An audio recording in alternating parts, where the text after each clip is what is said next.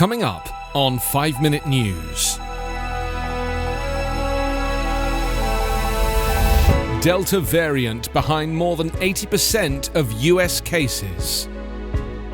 We cannot wait for pandemic to end to tackle climate change, says Kerry. And Amazon's Jeff Bezos blasts into space on his own rocket. It's Wednesday, July 21. I'm Anthony Davis. The Delta variant of the coronavirus is the cause of more than 80% of new US COVID-19 cases, but the authorized vaccines remain more than 90% effective in preventing hospitalizations and deaths, said top US infectious disease expert Anthony Fauci during a US Senate hearing on Tuesday. The hearing featured a pointed exchange with Republican Senator Rand Paul, in which he accused Fauci of lying about the National Institutes of Health providing funding for research at China's Wuhan Institute of Virology. The senator from Kentucky, who had sparred with Fauci during several pandemic-related hearings before, alleged the research may have played a role in developing the novel coronavirus at the Wuhan lab. Fauci, who has been mostly calm and diplomatic in past responses, this time shot back.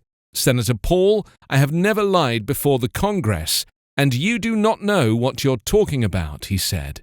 The origin of the novel coronavirus has become a heated partisan issue in the United States, with Republicans urging further inquiries into whether it was developed in a laboratory in Wuhan. President Biden in late May called on aides to investigate the origins of the virus and to report back to him within 90 days. The more prevalent theory is that the virus originated in animals, possibly bats, and was passed on to humans. The more contagious Delta variant was first found in India earlier this year. It's since become the dominant version of the virus in the United States and many other countries. It's been detected in more than 90 nations worldwide. Deaths from COVID-19 in the US have averaged 239 per day over the past week, nearly 48% higher than the previous week. The world cannot wait for the COVID-19 pandemic to end before dealing with climate change, US Envoy John Kerry said on Tuesday, underlying how pivotal this year's United Nations Climate Conference was to press ahead with action. Addressing an audience at London's Botanic Gardens, Kerry said nations must step up at the summit, COP26, not only to meet the pledges made 6 years ago at the Paris Agreement, but to go beyond them. I'm very sorry to say the suffering of COVID will be magnified many times over in a world that does not grapple with and ultimately halt the climate crisis, he told an event hosted in partnership with think tank Chatham House. We don't have the luxury of waiting until COVID is vanquished to take up the climate challenge.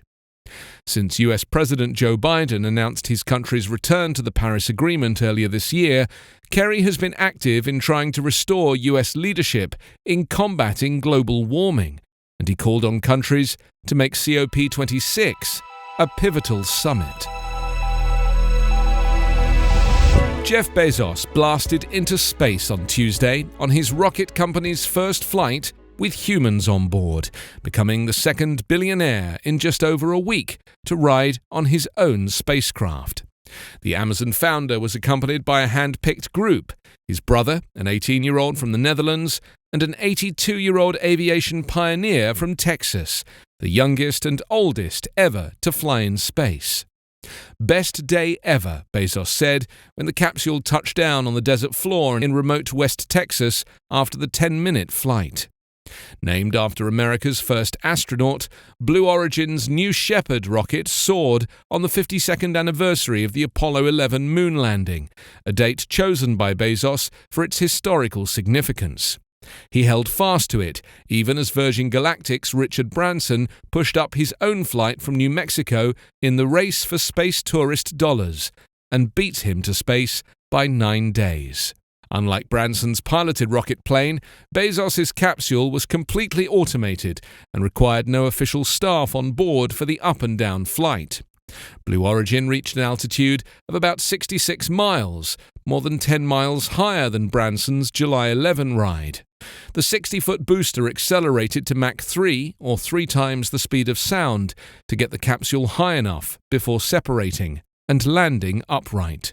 The capsule landed under parachutes, with Bezos and his guests briefly experiencing nearly 6 times the force of gravity, or 6 Gs, on the way back.